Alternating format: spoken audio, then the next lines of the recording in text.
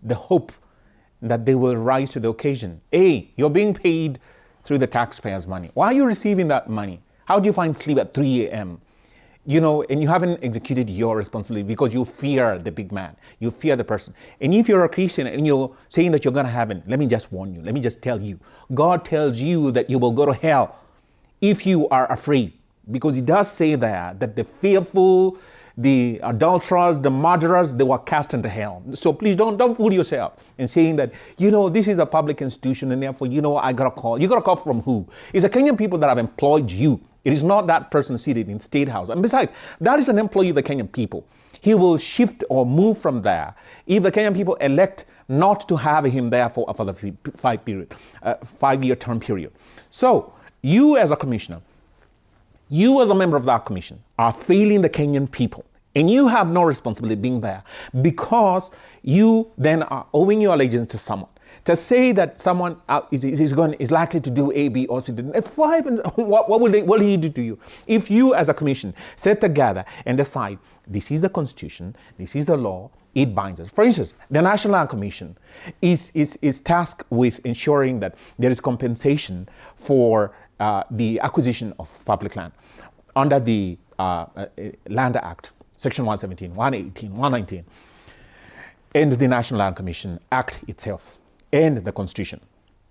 And then compensation comes about because the SGR is supposed to pass through Honorable Manduku's land.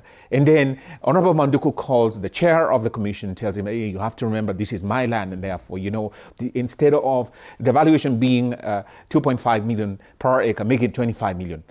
Look, the National Land Commission is supposed to say, we have our own valuers. We are bound by the law, and we are supposed to give you the market value for compensation. But what's happening? It's not that way. We hear that, land has been bought up, at cheap prices and compensation will happen.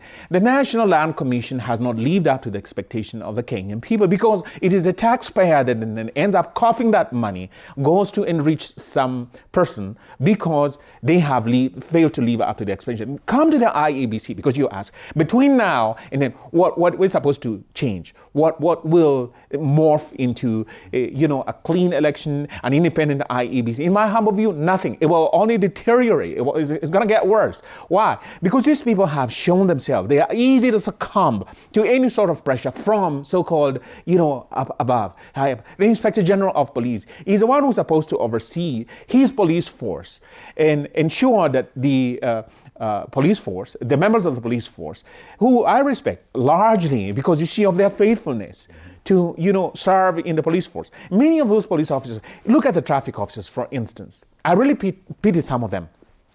They're in the traffic, it is raining, and you have these indisciplined Kenyan people who are drivers. And what happens?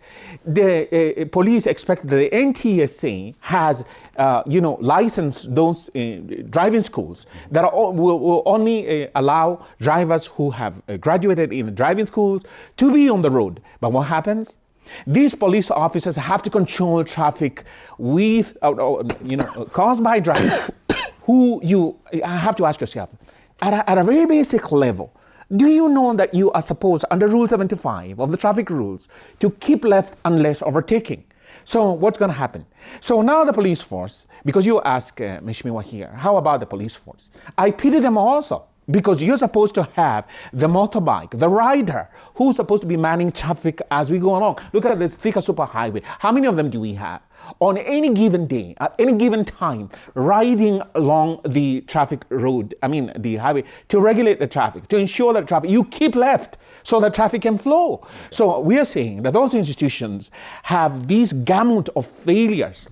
And we are seeing the reflection of that. And you ask, now between now and 2027, do we have sufficient time, A, to reform this institution, B, to inculcate values, for instance, patriotism, that you do not give a foreign company that is owned by a foreigner your digital information, your data, and then is supposed to be operating the biometrics for your own country. In this day and age, we are supposed to be having our own technical expertise in ITs that we can man and operate.